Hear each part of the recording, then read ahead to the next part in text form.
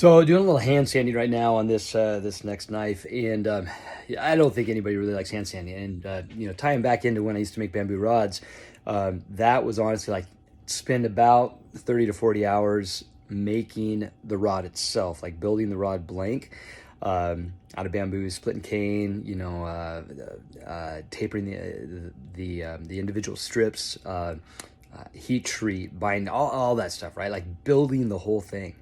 And then I'd usually spend about 20 to 30 more hours um, finishing the rod. And that was hand sanding off the glue. Then you varnish, and then it's sanding in between. And on the one hand, I hated it. And then on the other hand, it was like, oh man, when you're done, it's gorgeous, right? And so that's what we got going on here. So I'm going to flip this around, and I want you guys to check this out. All right, so first off, this is just something I've been working on. So I'm going to be uh, doing some rock work texture along the spine up here. So I'm not worried too much about that. I'm just taking out the major lines. It's actually pretty smooth right now. I finished that before I heat treat it. But you'll notice I've got a little bit of a bump right here, right there.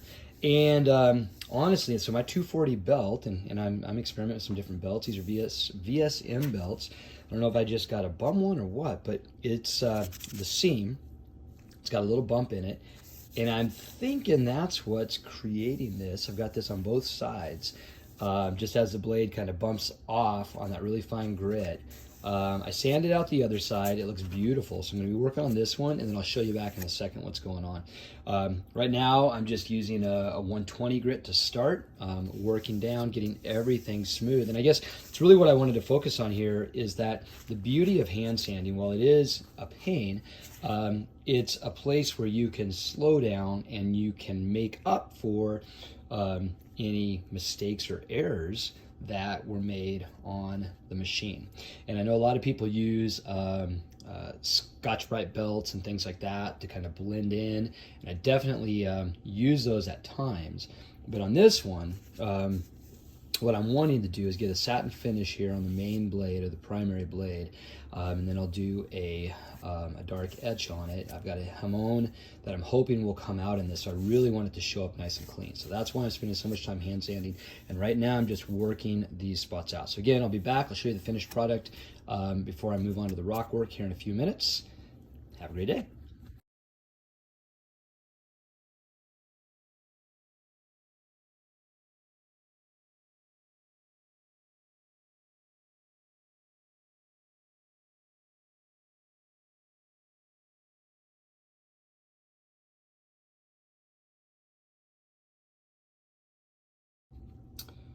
And here we are, ready to do some rock work along the spine. You can see those scratches are gone right there. Took it up to 320. You can see that that little grinding mark, that was that little deep depression is gone there as well.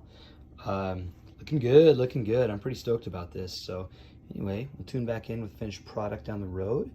You can at least kind of see where we're at. Now this top part, I didn't get those grind lines out of there because I'm going to do some rock work along the top of that entire spine. So you can put that in right now and get handle scales figured out, and we're going to rock from there.